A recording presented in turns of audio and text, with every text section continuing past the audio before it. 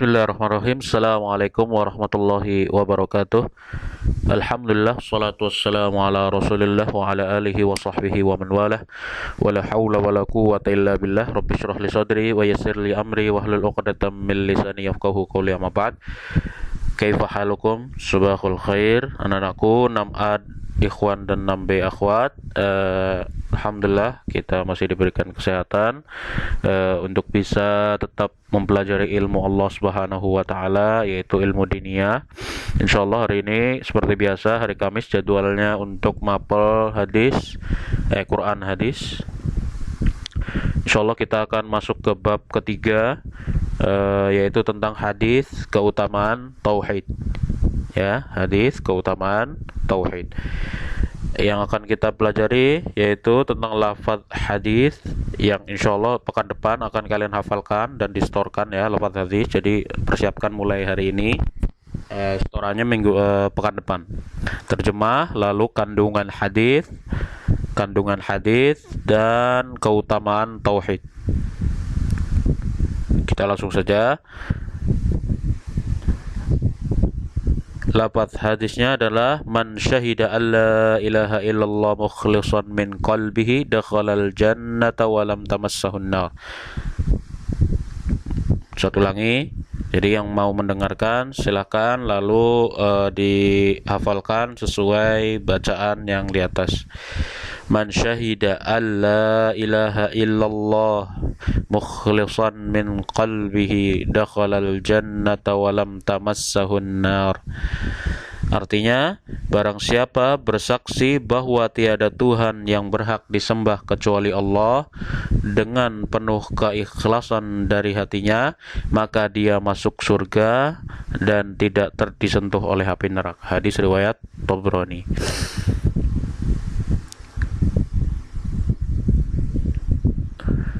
Nah, di dalam hadis disebutkan keutamaan bahwasanya seorang yang bersaksi tidak ada sesembahan yang berhak disembah selain Allah, maka dia akan mendapatkan dua balasan. Yang pertama akan dimasukkan surga, dan kedua terhindar dari jilatan api neraka. Jadi perlu kalian ketahui kenapa di dalam hadis itu menggunakan kata bersaksi, syahida, menggunakan man syahida, bukan man qala. Ya, barang siapa yang bersaksi, bukan barang siapa yang berkata atau berbicara atau mengucapkan la ilaha illallah. Karena bersaksi ini memiliki banyak arti. Yang pertama, bersaksi itu harus mengucapkan. Yang pertama, seperti kita tahu ya, bersaksi. Saya bersaksi bahwa tiada Tuhan yang itu mengucapkan itu bersaksi. Yang kedua, setelah mengucapkan, kedua diimani dalam hati, dipercayai dalam hati, ditancapkan di dalam hati. Itu namanya bersaksi. Jadi tidak hanya sekedar mengucapkan, tapi di hati mengingkari. Nauzubillahi min dzalik, seperti orang-orang munafik. Mereka sanggup mengutarakan atau mengucapkan la ilaha illallah, mereka sangat mudah, tapi di dalam hatinya mereka ingin menghancurkan Islam. Nauzubillahi min dzalik. Jadi bersaksi yang pertama mengucapkan kalimat la ilaha illallah, tiada sesembahan yang berhak disembah selain Allah. Yang kedua mengukuhkan atau menancapkan di dalam hati benar-benar bahwa yang diucapkan itu tiada sesembahan yang berhak disembah selain Allah. Allah di dalam hatinya hanya satu, tidak ada sesembahan, tidak ada nomor dua, nomor tiga, tiada yang kedua. Ya, Allah hanya satu. Ya, sesembahan yang berhak kita sembah, kita mengabdikan diri kita, kita menyerahkan hidup kita, mati kita, sholat kita hanya pada Allah Subhanahu wa ta'ala. Itu yang kedua. Yang ketiga, mengamalkan dan berusaha selalu di jalan Allah Subhanahu wa ta'ala. Maksudnya apa? Dengan selalu bertauhid.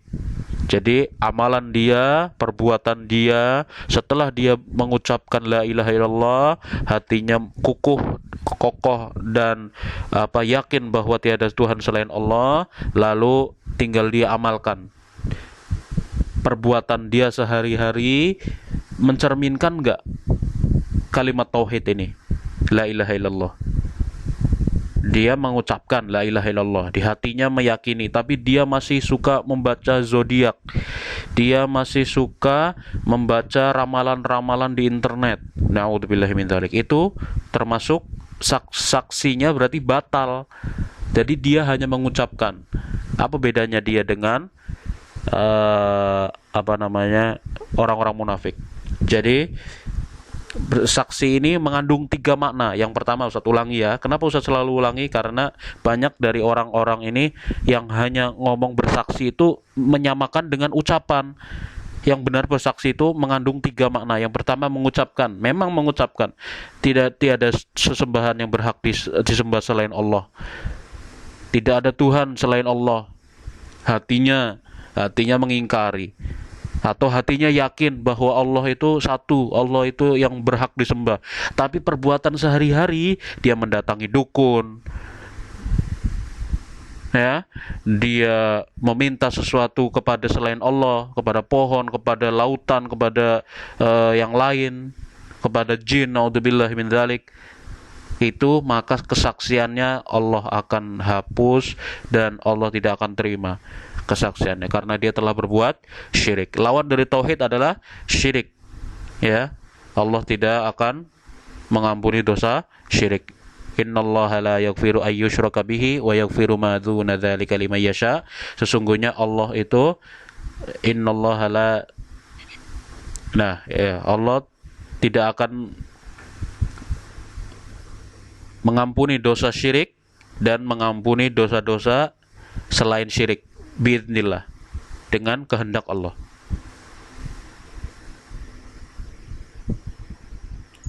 Naudzubillahi min dzalik ya. Jadi bersaksi ini mengandung 3 makna. Yang pertama ucapan, yang kedua mengukuhkan dalam hati, yang ketiga diamalkan pada perbuatan sehari-hari. Baru dia akan mendapatkan insyaallah taala akan dimasukkan surga dan terhindar dari api neraka insyaallah taala. Jadi sungguh agung keutamaan tauhid ini. Nah, yang kedua ini bersaksi yaitu mengucapkan dengan lisan. Nah, ini nih, lisan meyakini dengan hati, melaksanakan dengan perbuatan. Nah, ini ada 3 ya bersaksi. Ketika hadisnya berbicara barang siapa bersaksi, bukan barang siapa yang mengucapkan la ilaha illallah. Nah, makanya di situ perbedaannya ya. Bersaksi ada 3. Mengucapkan dengan lisan, meyakini dengan hati, melaksanakan dengan perbuatan. Ada seorang yang bersyahadat tetapi dia malah masuk ke dalam kerak neraka. Mereka adalah orang munafik. Nah, ini tadi yang Ustaz pernah tadi sempat singgung, orang yang bersyahadat dia mudah mengucapkan. Waktu itu ketika di hadapan Rasul dan para sahabatnya, dia mengucapkan la ilaha illallah sangat mudah. Lisan mereka sangat mudah sekali mengucapkan la ilaha illallah karena mereka tahu bahwa orang yang mengucapkan la ilaha illallah itu sangat dilindungi oleh kaum muslimin. Jadi orang-orang munafik ini tahu keutamaan. Karena turun perintah barang siapa yang mengucapkan la ilaha illallah, haram darahnya, haram hartanya. Ya, maksudnya haram darahnya maksudnya tidak boleh dibunuh dan tidak boleh hartanya dirampas. Nah, mereka hanya mengucapkan itu untuk perlindungan diri mereka sendiri. Tapi hati mereka sangat ingin menghancurkan Islam. Wal'iyadzubillah. Keutamaan tauhid ini ada di dalam buku kalian ya, di dalam buku kalian silakan di garis bawah 3. Yang pertama, sebab terbesar untuk menghilangkan kesusahan di dunia dan akhirat.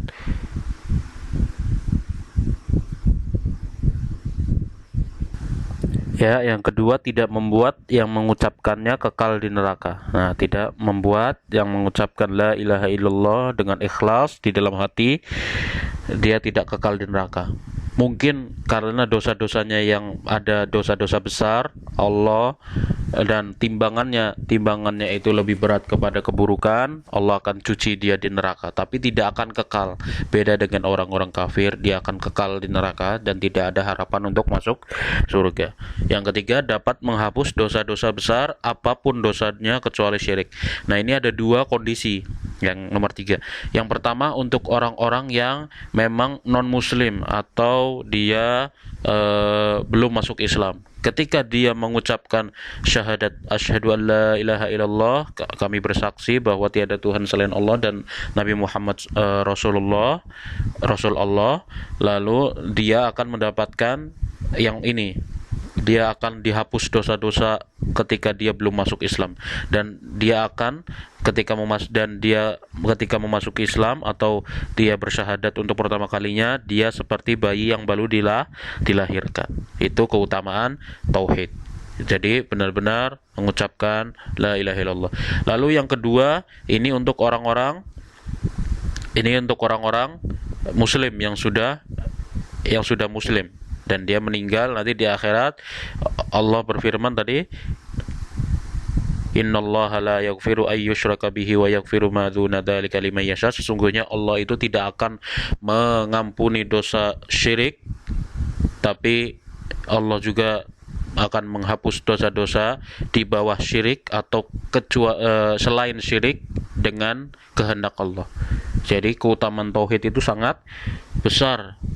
Nomor 1 tauhid itu, ya.